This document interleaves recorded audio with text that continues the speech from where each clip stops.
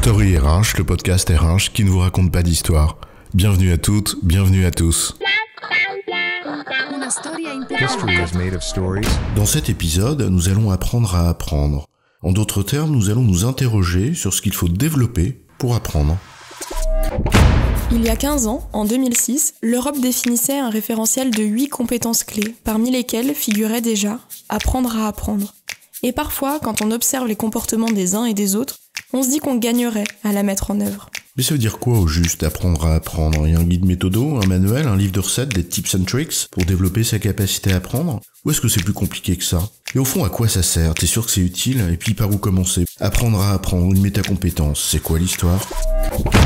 Déjà, ça commence bien, Patrick. Tu poses des questions et tu doutes. Et c'est une bonne chose. On va le voir, la question, le doute, sont clés dans l'apprentissage.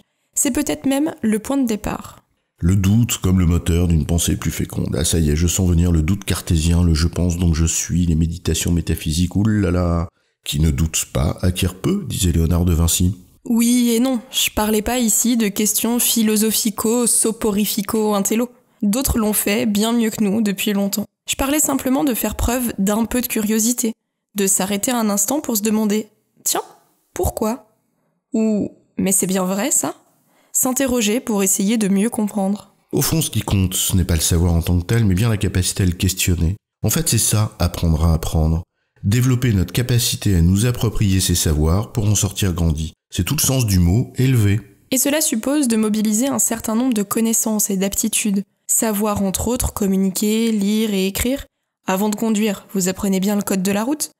Là, c'est un peu pareil. Il faut déjà maîtriser quelques bases. Mais au-delà de ce socle, nécessaire évidemment mais bien que non suffisant, apprendre à apprendre, eh bien ça suppose de développer une attitude particulière face à l'apprentissage en lui-même pour qu'il devienne continu. Et c'est ça ce que nous allons questionner dans ce podcast. En fait, on peut considérer ce processus d'apprendre à apprendre comme un cercle qui s'auto-alimente. Et tout part de la question, comme je le disais en introduction. C'est par là que ça commence en effet, ça suppose de faire preuve de curiosité, d'avoir envie d'aller chercher l'information, bref de creuser. La question est motrice. Mais c'est aussi se questionner, challenger ses certitudes. En un mot, commencer par désapprendre. Accéder à l'information, aujourd'hui, c'est pas bien compliqué. La plupart des informations dont on a besoin est à portée de clic. C'est une des conséquences du digital d'ailleurs, qui bouleverse notre rapport au savoir. Et pour ceux qui en doutent encore, on a fait un podcast sur ce sujet. Mais les données ne rendent pas nécessairement intelligents.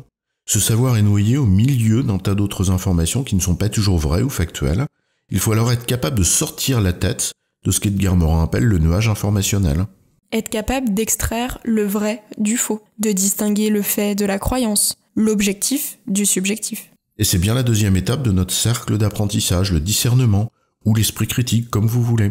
Après s'être posé une question qui nous pousse à chercher la réponse, il faut discerner parmi les informations que l'on a, ce qui relève de faits démontrés. Mais si on s'arrête ici, le cercle n'est pas complet. Tu disais tout à l'heure que la base de la conduite, c'était de connaître le code de la route. Puis on a ajouté qu'il fallait aller chercher des informations, bref, en gros du carburant. Et d'être capable de choisir le bon carburant, diesel ou essence. Oui, ou électricité, peut-être même l'hydrogène un jour, bref. Une fois qu'on a choisi le bon carburant, il faut le mettre dans le réservoir.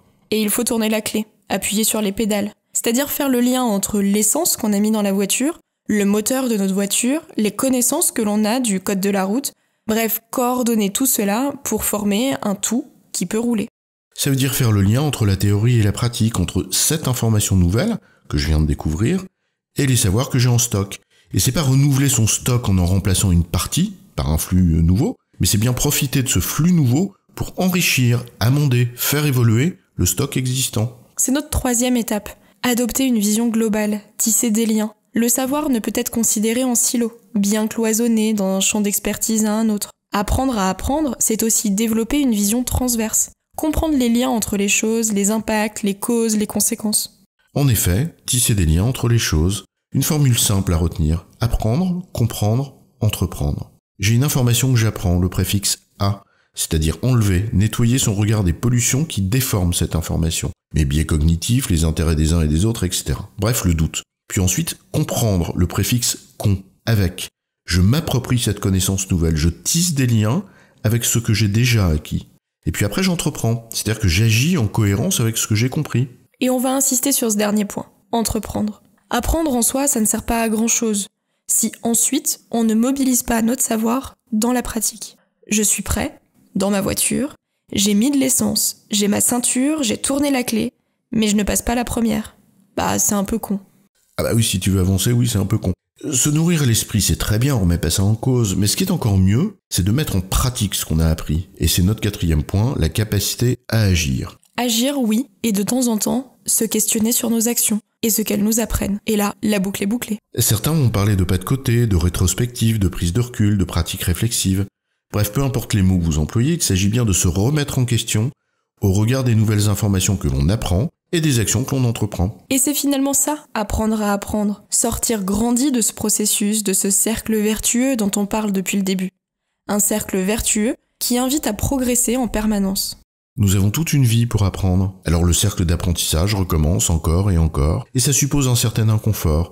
On ne peut pas se reposer sur des certitudes, s'endormir sur ses lauriers. Donc ça demande un effort, et c'est pas simple, ça bouscule. Mais c'est du déséquilibre que naît le mouvement, et donc l'apprentissage. Finalement, apprendre à apprendre, c'est développer toutes ces capacités-là. Faire preuve de curiosité, d'esprit critique, de vision globale et de remise en question. Et personne ne peut le faire à notre place. Donc il n'y a pas de méthode, de manuel ou de recette miracle, mais des approches et une vision de l'apprentissage qu'il convient de cultiver, car au fond, c'est bien une question de culture. Et pour ceux qui se disent « Oh, ça fait beaucoup, je saurais même pas par quoi commencer », rappelez-vous le début de ce podcast, la question. C'est la question qui est à l'origine de l'apprentissage. Alors questionnez-vous. Pourquoi ? Comment ? Est-ce bien vrai ça ? En résumé, apprendre à apprendre est une métacompétence composée de plusieurs capacités qu'il faut développer. 1. La curiosité. 2. L'esprit critique. 3. La capacité à tisser des liens. 4. La capacité à agir. Et 5. La remise en question. Et la boucle est bouclée, puisqu'on revient à la question. J'ai bon, chef ? C'était quoi la question ? Non, je blague. Oui, tu as bon. Mais on va pas en faire toute une histoire. Story RH, le podcast RH qui ne vous raconte pas d'histoire. Retrouvez tous les épisodes sur storyrh.fr.